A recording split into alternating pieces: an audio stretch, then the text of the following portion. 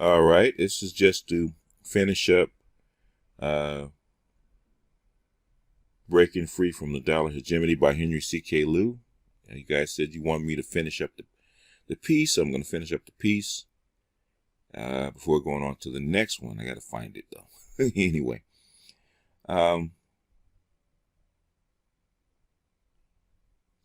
We left off at the top of page 10, so we're going to continue. Breaking free from dollar hegemony. A first step is the redirection of policy focus on domestic development is for China to free itself from the dollar hegemony.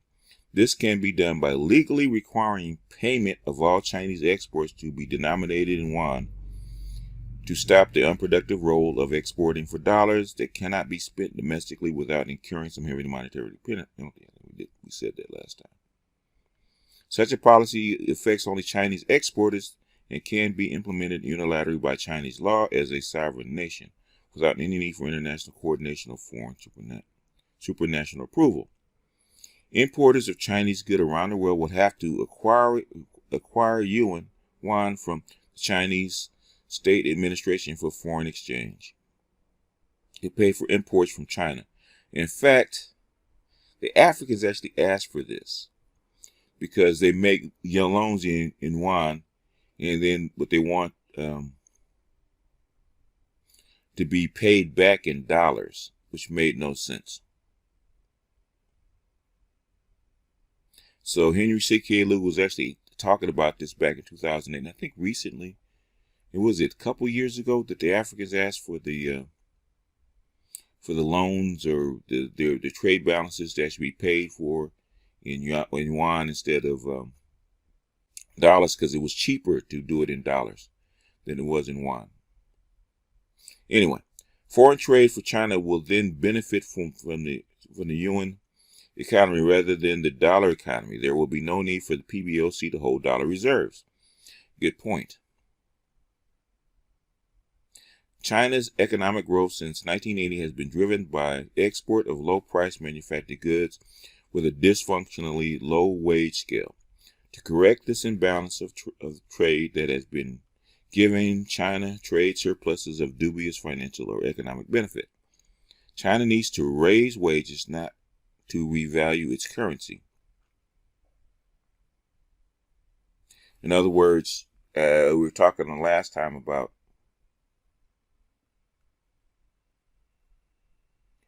the wage imbalance between the two actually hurts China. It's good for exports. It forces you to export, and the wage imbalance forces that, since you can't buy the goods domestically, it forces you to actually work the people harder and sell the stuff cheaper, because it causes a oversupply of goods, which is why Chinese goods are so cheap, because there's an oversupply. Raising Chinese wages to the level of other advanced economies will redress the current inoperative terms of international trade that now benefits only the dollar economy to benefit the Chinese yuan economy. This low-wage driven growth has distorted the progressive purpose of Chinese socialist society by reintroducing many of the pre-revolution socioeconomic defects commonly found under market capitalism.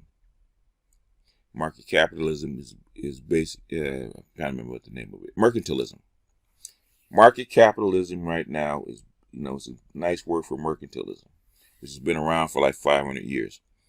Such as income and wealth disparity, market-induced chronic unemployment, inequality of opportunities, collapsed social safety nets resulting from privatization of part of the economy best handled by the public sector.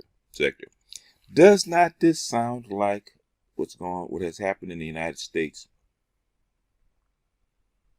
for like the last 30 years?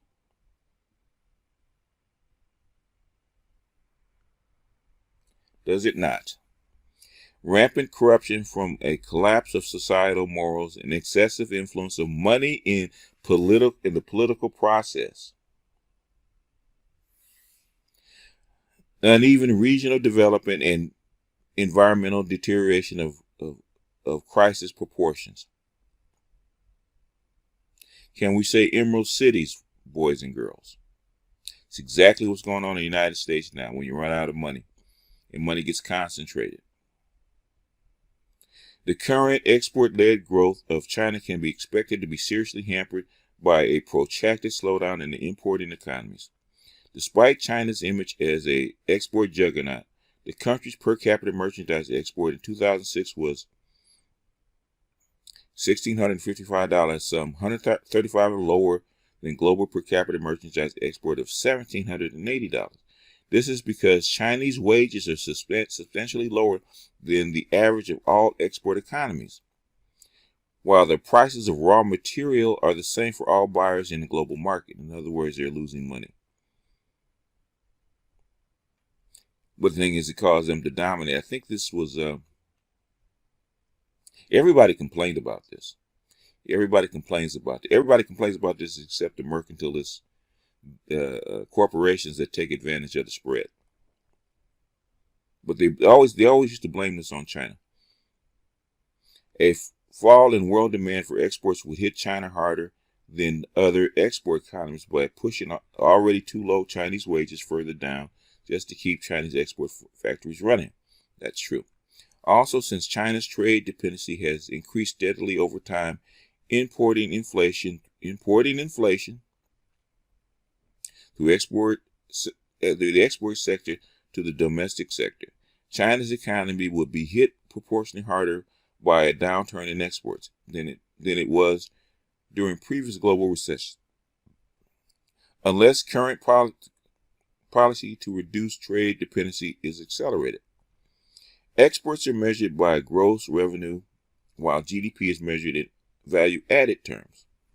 The rules of input-output macroeconomics requires inputs to be subtracted from exports in value-added terms, and then the conversion of the remaining domestic content into value-added terms by subtracting inputs from other domestic sectors to avoid making the denominator for the export ratio much bigger than GDP. Normally, this would reduce the export to GDP ratio, but China's domestic input is excessively low. That's true. In other words, domestic input, in other words, goods and services that are actually, let's say, stay inside the China, inside the domestic economy, due to low wages and rents. In other words, they can't pay for the shit. Tax subsidies and weak environmental regulations. Thus, such input adjustments have little impact on trade to GDP ratio. In recent years, China has been shifting from exports with a high domestic content, such as toys, to new export sectors that use more imported components, such as steel and electronics, which accounted for 42% of total manufactured exports in 2006, up from 18% in 1995. They moved up the chain. Domestic content of electronics is only a third to half of that of traditional light manufacturing sectors. So in value-added terms, exports have increased less than gross export revenues. This is not comforting. This is not a comforting development because it turns the export sector into a re-export sector, benefiting the domestic economy even less. In other words, the value-added stuff that they actually make, they can even buy less of it in the domestic economy.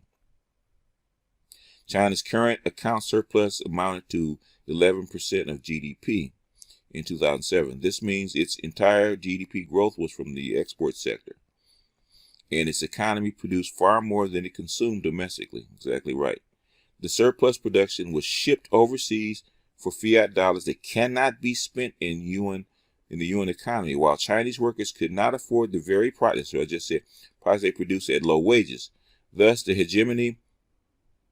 under hegemony, while China has become the world's biggest creditor nation, it suffers from the shortage of capital needed by its still underdeveloped economy, particularly in the vast interior, and has to depend on foreign capital even in the coastal regions, while the export section is located. In recent years, Chinese policy has encouraged higher domestic consumption, yet since 2005, net exports have contributed more than 20% of GDP. So what he's saying there is that Well, really, what he's saying is once it gets started, it's hard. So once you into the downward spiral, it's actually hard to pull back up because low wages makes you export more to get, you know, more jobs and more money. But the thing is that money is not denominated in your money, so it doesn't help you. So you have to export even more. So basically, it's a downward spiral. And what they've been doing is moving up the chain. But lately, they have, I think the Belt and Road has caused them to actually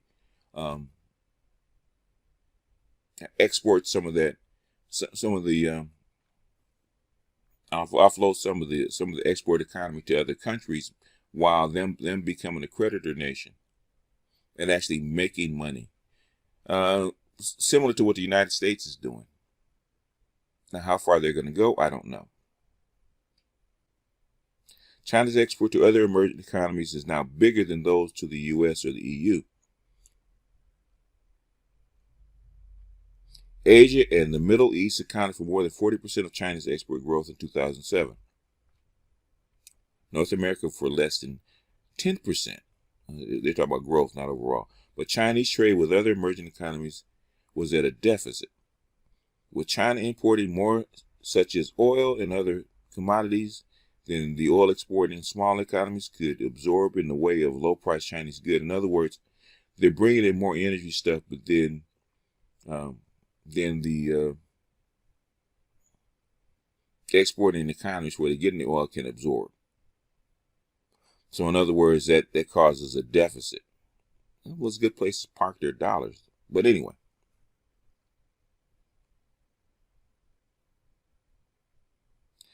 In the way of low-priced Chinese goods for their small populations, while poor emerging economies cannot buy more from China because they do not have sufficient dollars.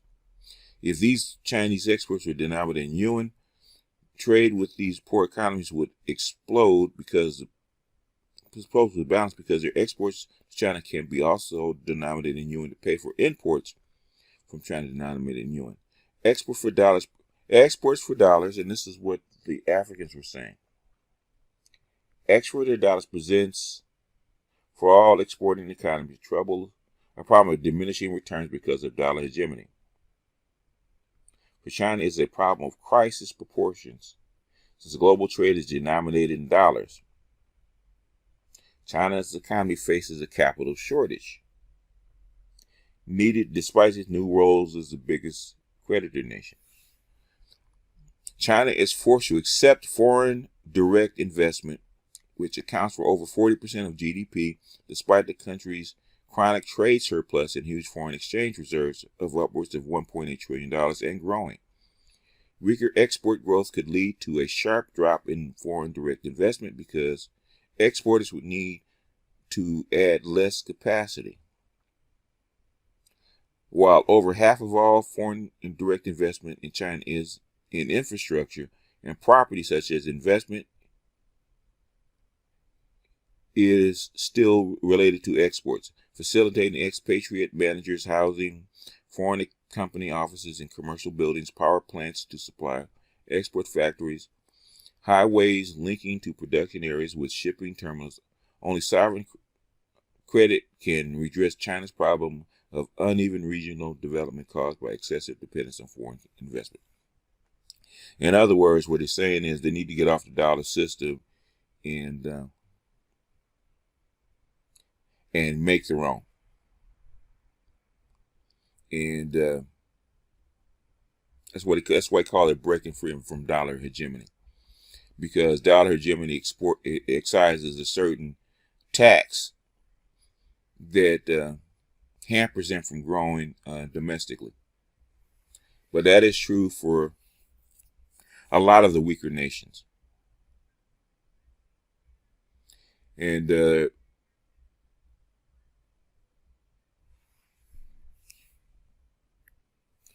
issue with the dollar system, and if you read the Gold, Dollars, and Power,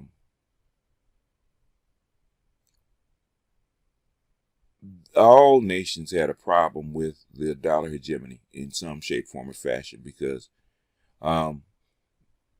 the United States could print unlimited dollars and use that to buy goods and services and companies and other stuff with those dollars, rather than a fair exchange between import and exporting economies, which is what free trade is supposed to do. It's supposed to equal out and balance out. But there is a direct imbalance with dollar hegemony and a dollar economy. But Henry C. Cayley was probably one of the first few to actually articulate why. Even though he's talked about China, this kind of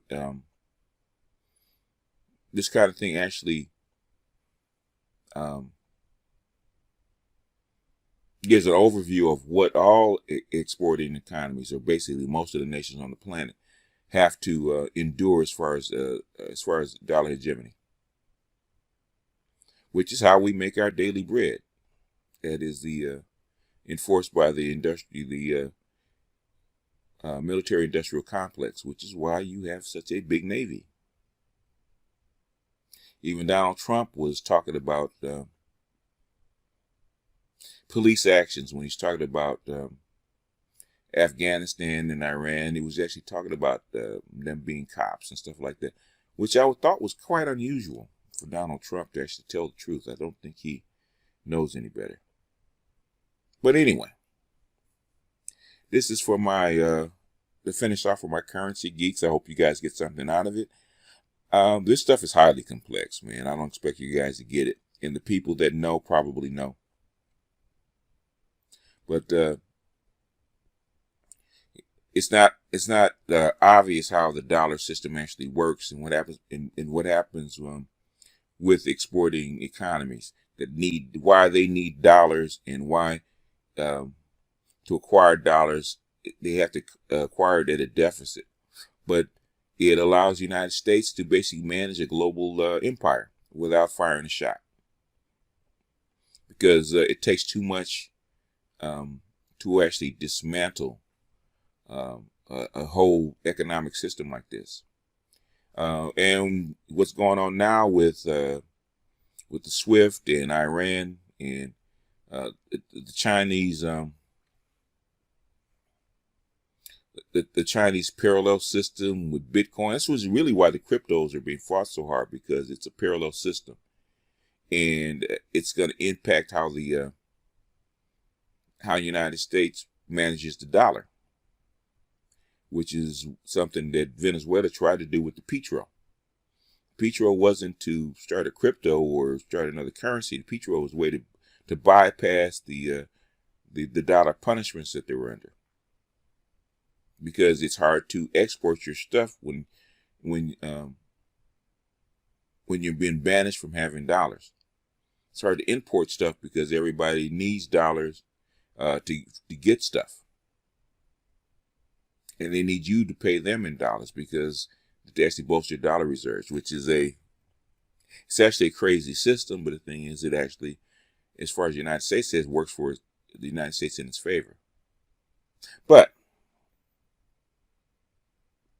which also hurts us domestically as far as jobs, because it's easier for them to export dollars rather than goods. So that means less jobs in the United States. But this is huge macroeconomics, and I am not qualified to even talk about this. And I wish that we had economists that actually would break the stuff down for us. Henry C. Cayley became an economist just to do this, and so he's the closest that we have. But anyway, I'm going to jump off here. This is BGS out, and I'll see you guys on the next one. Peace.